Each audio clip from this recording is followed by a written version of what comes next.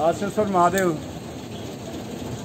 हिमालय पर्वत पर जब शंकर भगवान समाधि में बैठे हुए थे कैलाश पर्वत पर, तो उनको योग द्वारा मालूम हुआ कि मेरे इष्ट ने ब्रज में जन्म ले लिया है। तो जन्म लेने के बाद उनको ऐसा चलने की, दर्शन करने की इच्छा से ब्रज में आने की अभिलाषा प्रकट की मैया पार्वती से, और अपने गढ़ों को साथ लेकर भगवान शंकर जी यहाँ ब्रज में आए। यहाँ करके नंद भवन में पधारे। नंद भवन में मैया यशोदा ने देख करके डर गई। भगवान शंकर जी का अद्भुत वेश था, लाल लाल आँखें थी, सर्प चो का श्रृंगार था, और जटाओं में गंगा जी बह रही थी। ऐसा वेश देख करके मैया यशोदा डर गई। उन्होंने कहा, बाबा मैं लाला के दर्शन नहीं कराऊंगी। मैया ने कहा, नहीं नहीं मैया, तेरा लाला जो है वो लोकी का नाथ है, वो डरेगा नहीं। मेरा जो वेश है वो बड़ा निराला है, पर भगवान जो है वो त्रिलोकी के नाथ है तेरे घर में।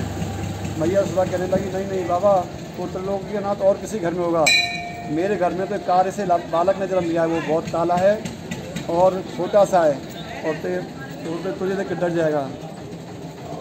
भगवान शंकर जी बोले, मैया नहीं डरेगा। मैया ने कहा, नहीं बाबा, तुझे जो चाहिए भिक्षा ले जा, जो चाहिए सो लीजिए रावल, कीजिए आप नहीं दाया। मैं तो तुझे भिक्षा में जो चाहिए रतन ले लो, वस्त्र ले लो, और जो अन्न ले लो, कुछ भी ले लो, स्वर्ण ले लो, आभूषण ले लो, पर मैं बाबा दर्शन नहीं कराऊंगा, मेरा छोटा सा 1200 लाला है। इस प्रकार भगवान शंकर जी ने अनेक प्रकार से मैया यशोदा से विनय की, पर मैया यशोदा नहीं मानी। इधर तो स्त्री हट, इधर योगी हट, और भगवान श्री कृष्ण का बाल हट, तीनों हट आपस में मतलब कि संयोग बनाने लगे। और ऐसा संयोग बैठा, भगवान शंकर जी ने नृत्य करने लगे, तांडव नृत्य किया नंद भवन के आंगन में कि मैया दर्शन करा। नहीं कराऊंगी बाबा। तो भगवान शंकर जी ने कहा, ठीक है मैया, हम भी योगी हटें और अब जा रहे हैं तेरे यहाँ से, और हम दर्शन करके ही जाएंगे। हमारा इष्ट ने तेरे घर में जन्म लिया है, वो हमारा इष्ट है जो तेरे घर में जन्म ले चुका है। इस प्रकार से भगवान शंकर जी ने वहाँ योग समाधि के द्वारा भगवान पर अपना जादू टोना कर दिया, और वहाँ से जादू नंद भवन से चल कर के यहाँ आशीश्वर में आ गए। भगवान शंकर जी ने यहाँ पे आकर के समाधि लगा ली, और समाधि में फिर ऐसा हुआ कि भगवान श्री कृष्ण रोने लगे।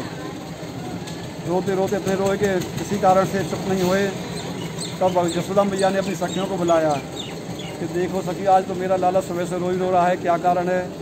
तो सखियों ने कहा, मैया कोई यहाँ आया था, मान के आया था, एक बाबा आया था, उसका बड़ा बेढंग निराला रूप था, और जिसका वर्णन मैं ऐसा करती हूँ कि वो उसकी लाल लाल आँखें थी, भस्मी रमाए हुए था, सर्पों का श्रृंगार था, और वो बोला, मेरे लाला, मेरा इष्ट ने तेरे घर में जन्म लिया, दर्शन करा दे।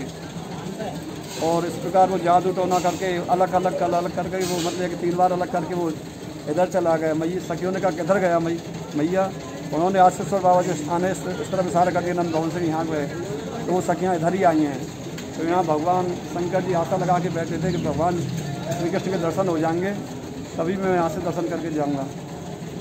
तो इस साल का जो भगवान शंकर जी की आशा पूरी हुई है, भगवान के दर्शनों की अभिलाषा उनकी पूरी हुई, और जो भी भक्त आते हैं उनकी भी अभिलाषा पूर्ण होती है।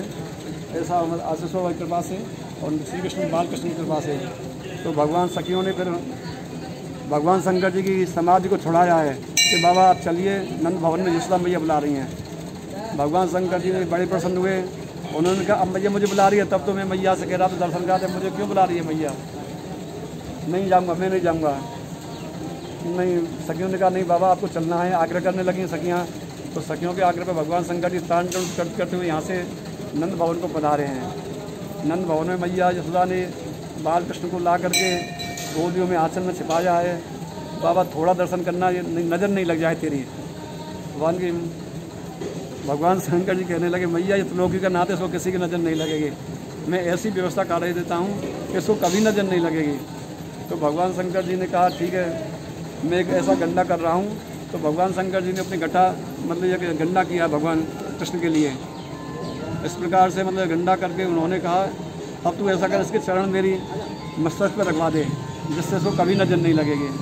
तो बाल कृष्ण के चरण भगवान श्री कृष्ण ने अपने सिर पर रखे हैं। और मैया कहने लगी, अब इसका ये तो बता दो बाबा, इसकी जन्म पत्र क्या, ये काला है, इसकी शादी होगी कि नहीं होगी। इसकी शादी होगी मैया, इसकी शादी ऐसी होगी, भगवान श्री राधा रानी से इनकी शादी होगी, 16,108 की पटरानी होंगी। ऐसा उन्होंने कहा, मैया ने कहा, बहुत अच्छा बाबा, मुझे तो ऐसा लगता है इसकी एक भी शादी नहीं होगी, बहुत काला है ये। मैया को घाटी चिंता होती है नहीं बच्चे की।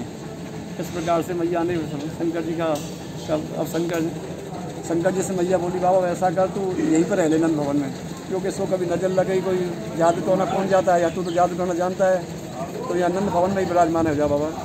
तो भगवान शंकर जी बोले मैया मैं हो तो जाऊँगा, पर मेरी एक शर्त है थोड़ी सी, कि लाला के जो प्रसादी जल है चरणामृत उससे तो मैं स्नान करूँगा, और जो लाला के प्रसादी राज हो उससे मैं भूतन को मतलब प्रसाद में लूँगा। अगर ये दो बात मुझे मंजूर है तो मैं यहाँ विराजमान हो जाऊँगा। तो मैया ने कहा ठीक है बाबा ये व्यवस्था मैं तेरी कर दूँगी।